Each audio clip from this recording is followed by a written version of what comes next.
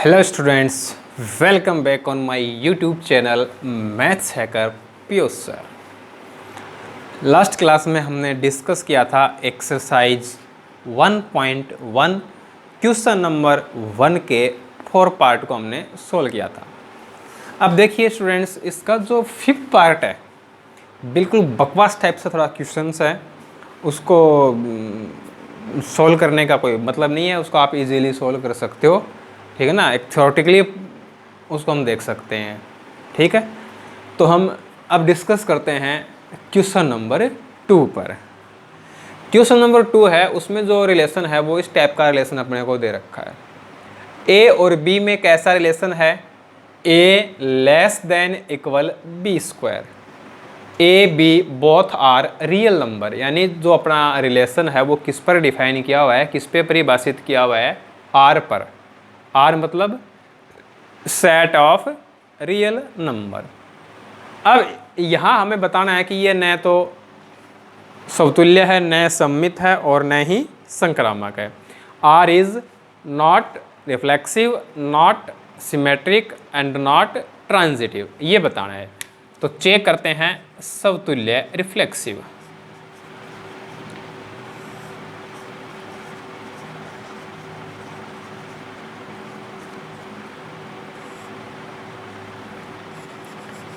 कोई भी एक रियल नंबर लेते हैं, ये हमने एक रियल नंबर ले लिया a। अब देखो b की जगह a रख दो। a less than equal a square. अब ऐसा होता है क्या कि कोई भी नंबर है वो खुद के स्क्वायर से हमेशा क्या हो? छोटा हो या इक्वल हो, ठीक है। आप कहोगे कि हमने 2 ले लिया तो 2 का स्क्वायर क्या हुआ? 4 हुआ। इक्वल तो नहीं है लेकिन छोटा तो है ना, लेस देन तो है ही। अब यहाँ देखो, ये एक इनइक्वलिटी है, दो स्टेटमेंट है, कोई सा भी एक ट्रू है तो जो इनइक्वलिटी होगी वो ट्रू होगी। बिल्कुल बात सही है। 2 लेस देन 4 है, 3 लेंगे, 4 लेंगे, 5 लेंगे, 6 लेंगे, यही कंडीशन मिलेगी अपने को। आर है, ए है, वो रियल नंबर है तो हम कोई भी रियल नंबर ले सकते हैं। यहाँ हम इंटीजर ले रहे हैं, ठीक है। तो हम क्या करते हैं, एक रेशनल नंबर लेके देखते हैं। जैसे हमने ले लिया 1/2, तो 1/2 का स्क्वायर करेंगे तो 1/4 होगा ना। अब देखो ऐसा है क्या, ये सही है क्या? नहीं है ना। इसका मतलब हुआ कि ये ऑलवेज ट्रू नहीं है, हमेशा नहीं हो सकता ऐसा। हमेशा होगा तभी तो ये रिफ्लेक्सिव होगा, समतुल्य होगा। तो a does not less than equal a square.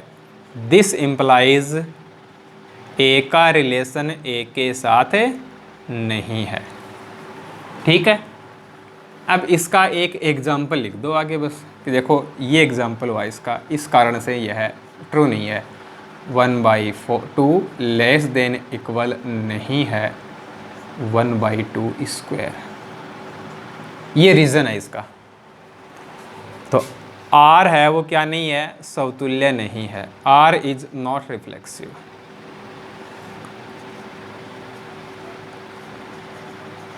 R is not reflexive, R समतुल्य नहीं है।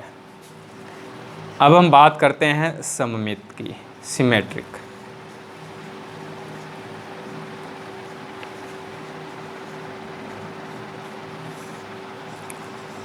A and B both are real number. A और B वास्तविक संख्याएं हैं।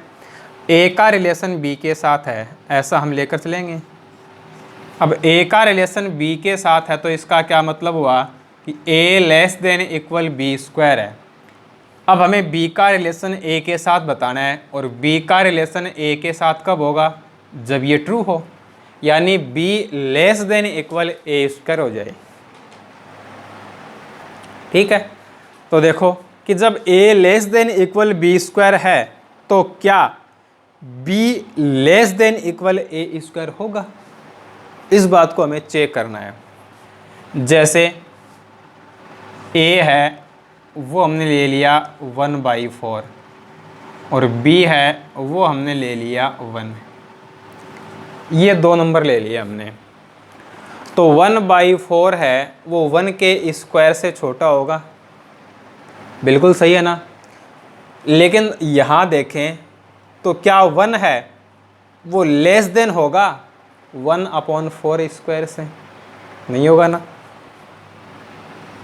तो इसका क्या मतलब हुआ कि b का जो रिलेशन है वो a से नहीं है, और b का रिलेशन a से नहीं है, तो इसका मतलब हुआ कि r है वो सममित नहीं है, r is not symmetric, r is not symmetric. अब हम बात करेंगे संक्रामक की, ट्रांजिटिव की। संक्रामक ट्रांजिटिव की 3 रियल नंबर लेकर चलते हैं, a b c all are real number. अब a का जो रिलेशन है वो b के साथ है, it means a less than equal b square, और b का जो रिलेशन है वो c के साथ है, it means b less than equal c square. ये अपने पास है। अब हमें a का रिलेशन c के साथ बताना है। a का रिलेशन c के साथ मतलब a less than equal c square होना चाहिए।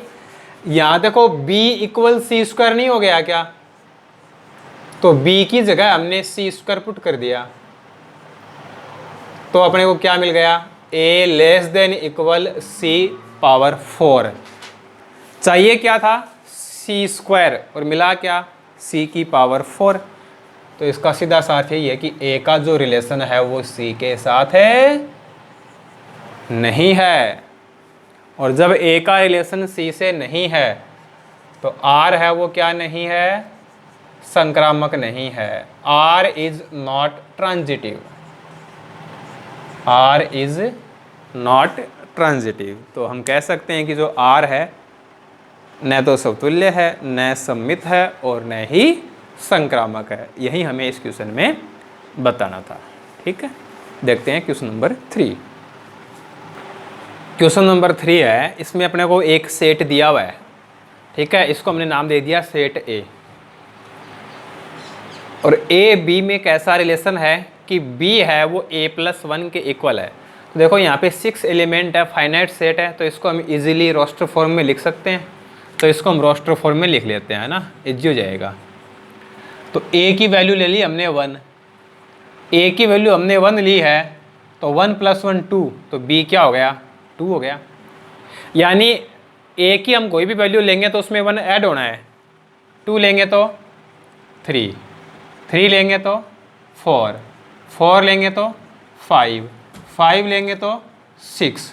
अब A है वो 6 नहीं हो सकता, क्योंकि A 6 होगा तो B 7 हो जाएगा, और 7 यहाँ पे नहीं है। A B दोनों A में एग्जिस्ट करते हैं, A में विद्यमान होते हैं। अब देखो समतुल्य, रिफ्लेक्सिव,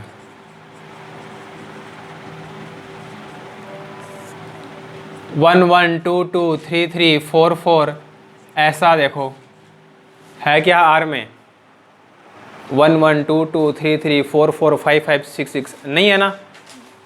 1 है वो ए में है, बट 1 1 है वो आर में नहीं है।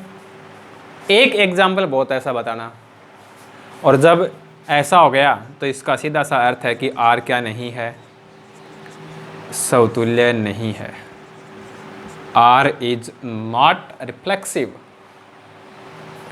अब देखो सममित, सिमेट्रिक,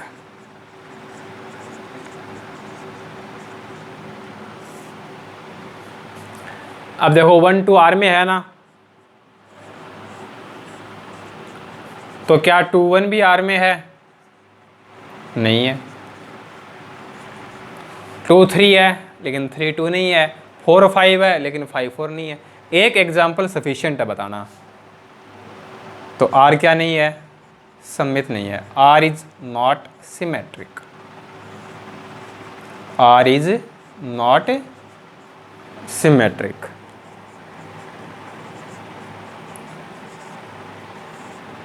संक्रामक, ट्रांजिटिव।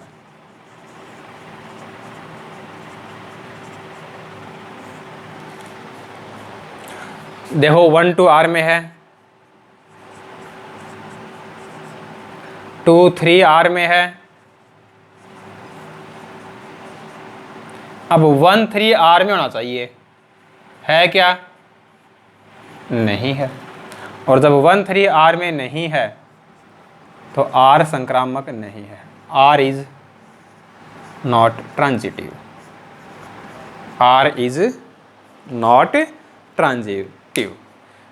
तो जो अपना रिलेशन था वो न तो समतुल्य है, न सममित है, न ही संक्रामक है। अब देखिए अपना question number 4।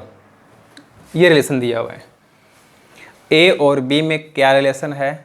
A less than equal B. A और and B both are real number. यानी यहाँ जो रिलेशन है वो कौन से सेट पे डिफाइन किया हुआ है? रियल नंबर के सेट पे डिफाइन किया गया है। अब हमें इसमें बताना है कि ये समतुल्य और संक्रामक तो है लेकिन सममित नहीं है। यहाँ जो रिलेशन है वो क्या है? रिफ्लेक्सिव भी है, ट्रांजिटिव भी है, बट सिमेट्रिक नहीं है, ये बताना है। तो देखिए हम रिफ्लेक्सिव की बात करते हैं। एक रियल नंबर लेते हैं। अब ए का ए के साथ रिलेशन बताएंगे, तो बी की जगह भी ए रखेंगे ना। तो ए लेस देन इक्वल ए, तो हम किसी भी नंबर की बात करें तो कोई भी नंबर है वो खुद से छोटा तो नहीं होता, लेकिन खुद के इक्वल तो होता है ना। तो सीधी सी बात है कि ए का ए के साथ क्या हो जाएगा? रिलेशन हो जाएगा, ठीक है। और ए का ए के साथ रिलेशन है तो आर क्या हो जाएगा? समतुल्य। Are is reflexive. चेक करते हैं सममित, सिमेट्रिक।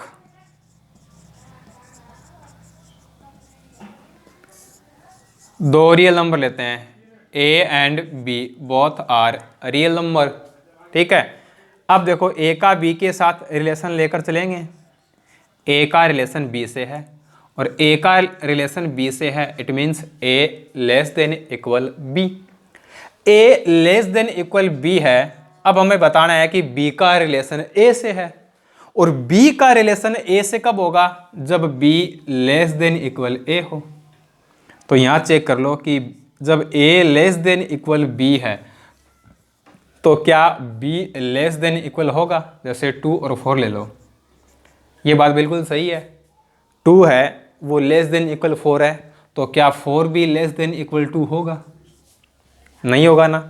तो B not less than equal A, it means B का रिलेशन ए के साथ है नहीं है, और बी का रिलेशन ए के साथ नहीं है तो आर है वो सममित नहीं है। R is not symmetric.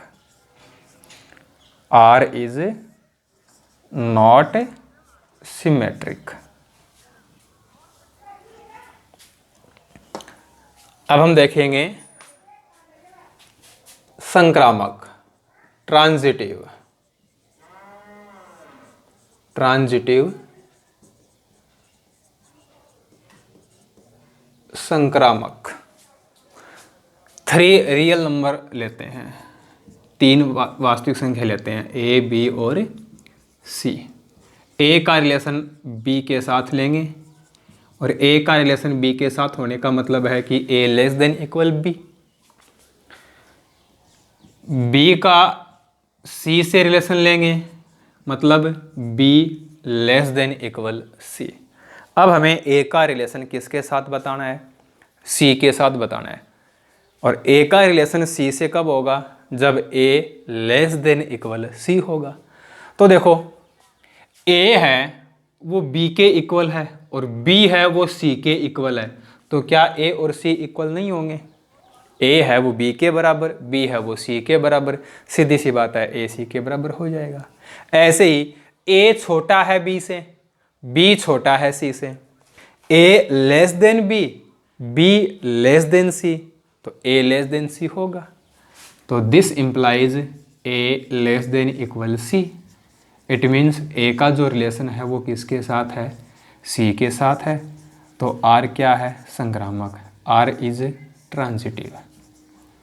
ठीक, तो जो अपना रिलेशन आर है वो क्या हो गया, समतुल्य और संक्रामक तो हो गया, लेकिन क्या नहीं है, सममित नहीं है, ये हमें इसके अंदर बताना था। अतः आर समतुल्य संक्रामक है परंतु सममित नहीं है। So R is reflexive and transitive but not symmetric. ये था अपना क्वेश्चन नंबर 4। आगे के जो क्वेश्चंस हैं उनको हम सॉल्व करेंगे नेक्स्ट क्लास में। थैंक्स।